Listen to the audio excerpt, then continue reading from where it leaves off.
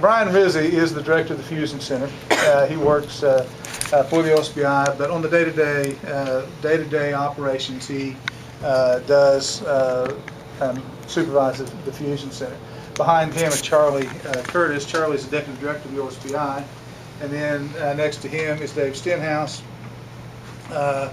And Dave is the deputy director of the Fusion Center.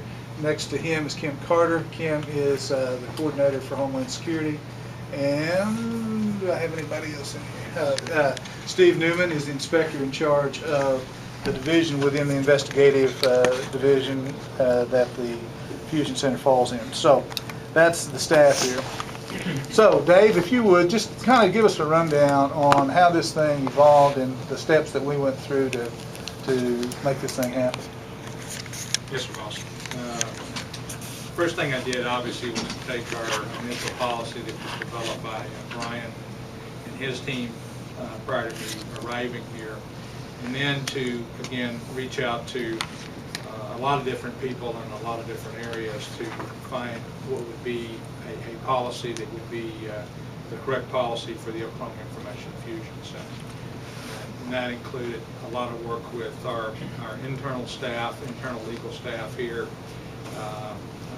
Brian, Kim Carter, who previously was here and is now at the Oklahoma Department of Homeland Security and his previous work.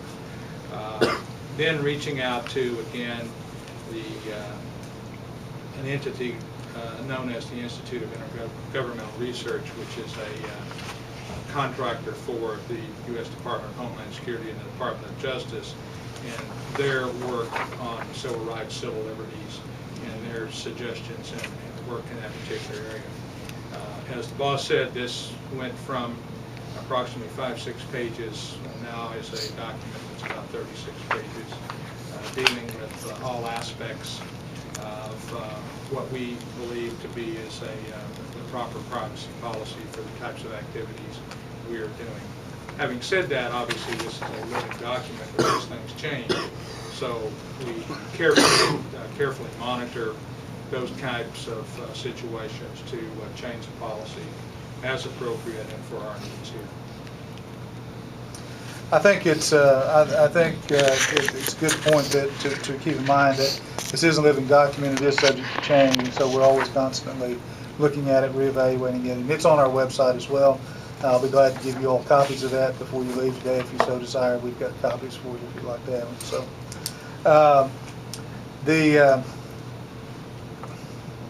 Boss, I might sure, say too sure. that the governance board, which governs the Oklahoma Information Fusion Center, obviously has vetted this policy out, and they have in turn looked at this and also were satisfied with this and approved this particular policy. And I think that's a good point to. I'm sorry. Go ahead. Who sits on the governance board? That was the next question. We have about 12 members of the governance board. Brian, do you have a list of governance board members? Would you get that for us? I can tell you off the top of my head if you read Yeah, right now. yeah. The director of the Oklahoma State Bureau of Investigation, because they are the host agency for the Fusion Center. The director of the Oklahoma Office of Homeland Security. The commissioner of public safety for Oklahoma. Somebody help me keep count here. How about if I just use her form we gave her last time? Yeah, okay. Director Everett Ashwood from the Director of Oklahoma Emergency Management. We have a representative from the Oklahoma National Guard who sits here. The Chief of Police from the Oklahoma City Police Department. We have a representative from the Oklahoma State Department of Health. We have a representative from the Oklahoma Sheriff's Association, represents all the sheriffs across, speaks for all the sheriffs across the state. We also have a chief from the Oklahoma Association of Chiefs of Police who represents them for it. The Tulsa Police Chief, a representative from the Oklahoma Department of Agriculture, and the Special Agent in charge of the Oklahoma FBI office here. And so I think you said it's a pretty diverse, they're not all law enforcement. We have various other parties that are very important to us, such as agriculture and health, in order to do that also. Thank you, man, I appreciate that. Save me if I have to test my own memory. You mentioned earlier that this Oklahoma Fusion Center privacy policy was only 2 of 72 in the nation to be approved. Who is that approved by that you speak of? That board that It's you just approved by, mentioned. obviously, the governance board, which is most important to us, in the state of Oklahoma. When we say it's approved, it meets standards as established by the U.S. Department of Homeland Security, Okay. Department of Justice, and the IIR, the Institute of Governmental Research, is the entity that handles that for them. They review our policy, and they have standards by which they have set for all fusion centers in the country, and making sure again that particular document. And I can tell you that that's not an easy process. Obviously, if it was, then everybody would have done it. But that is not an easy process. There are a lot of hoops to jump through, and there's a lot of It's like questions. 40 to answer. pages long, isn't it? Yeah.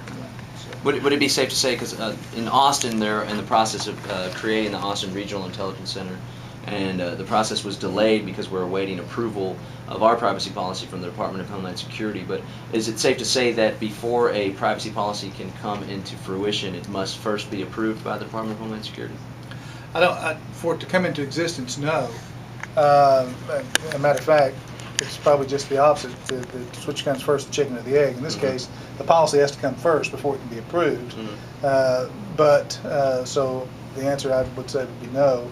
They're probably, I would say that probably most, if not all, fusion centers have a policy of some type, but they may not be approved, or they may be in various states of approval, or they're in various states of creation. So Who actually is the authority over the fusion centers? Is it?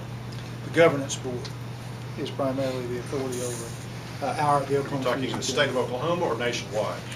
Well, I know they're all different. So Oklahoma. So the people from the various agencies Yes. are who has authority over Yes. the actual fusion center. Where do they get their authority? The Fusion Center was created by a governor's Executive order, executive order, and I don't have that, but I think we do have it here. 207. Yeah, okay. I don't remember. 207-41. Yeah, 207.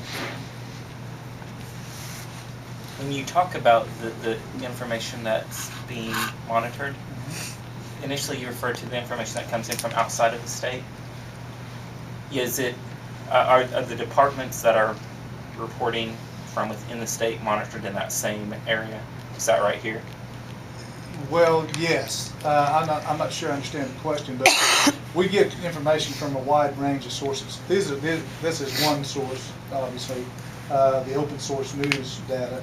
The internet is another source. We get information from people who call in to report information.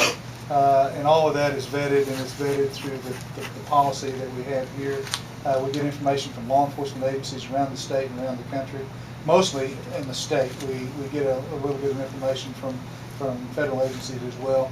We might, for example, if we had an incident like occurred on Christmas Eve with the Detroit bomber, we might get some information in from the federal government telling us what that is about, or what's occurred, and what we might want to be on the lookout for. But there's a wide range of sources of information. That's one of the things that a Fusion Center does, is it brings all those sources of information together.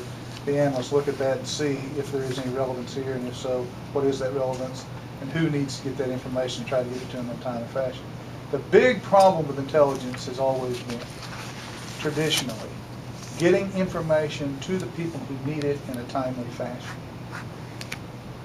For years, the problem with getting intelligence was having enough information come in. Now, it's just the opposite. There is so much information. There's such a glut of information that the problem then becomes separating wheat from chaff. What is significant and what is of value, and who needs to get it, and how can we get it to them in a timely fashion? That's the big challenge that we face now. So when you talk about the local sources of feed, let's say on the Logan County Sheriff, is there any official channel or mechanism by which, if an incident happens in Logan County, I'm mandated to report it to the Fusion Not Center? mandated, no. So in theory, you may never receive input That's from the right. Logan County Sheriff's Office. That's right. That's right. How much of the information that comes in from official channels, law enforcement and state agencies and local agencies, how much of that is actionable in the history of the Fusion Center? How many times what percentage of the time has something come in and you said, okay, this is something that another jurisdiction needs to know